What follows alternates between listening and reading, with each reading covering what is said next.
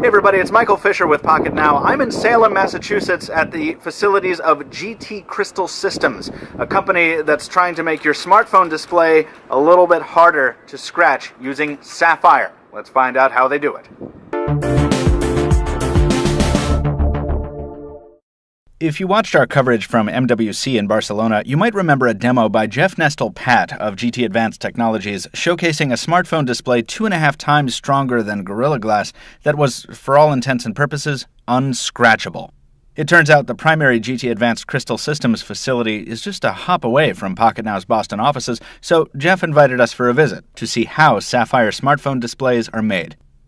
An important thing to note right up front is that GT Crystal Systems isn't as focused on directly producing sapphire displays as it is on selling the technology that allows other companies to do it.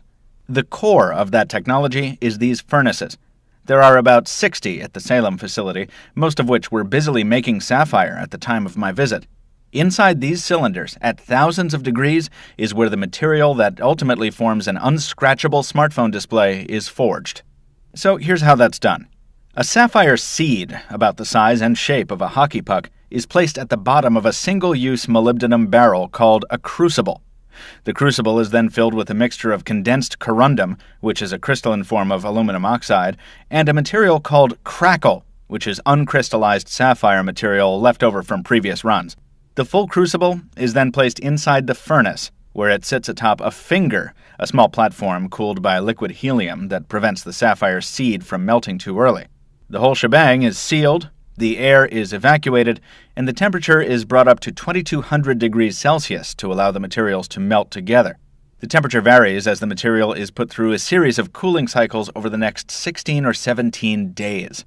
During that time, the sapphire slowly crystallizes from bottom to top, and the end result is this, a cylindrical section of industrial sapphire called a boule.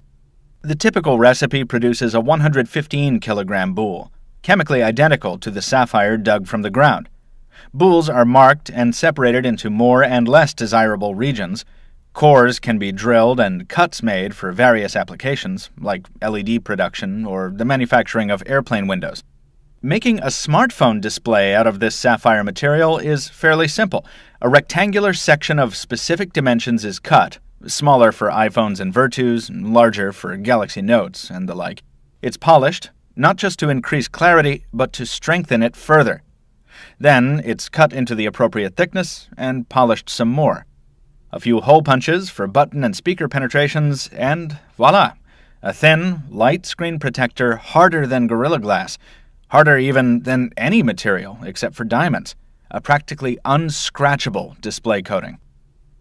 Jeff told me that accessory applications like that are already in the works from other companies.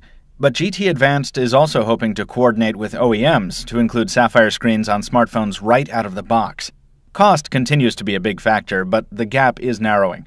Where several months ago sapphire displays cost about $30 per smartphone, the company told me that current figures are more like $15, with next-generation technology like reusable crucibles coming in the next 12 to 18 months to bring that figure down further to less than $10 a screen. It's not the $3 per screen that Gorilla Glass is said to cost, but it's definitely much closer.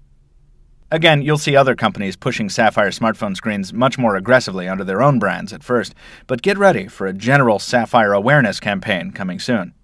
GT Advanced is committed not just to creating more sapphire material, but creating more capacity for other companies to produce it by selling its furnaces to them.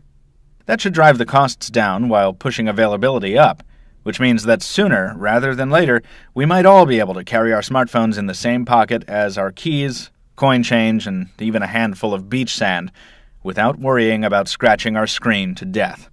And that's a future we can all get excited about. That's going to do it for now. Be sure and check out our hands-on with the sapphire material at MWC. It's part of our Barcelona collection there on YouTube. Subscribe to us on YouTube. Follow us on all the usual social media channels.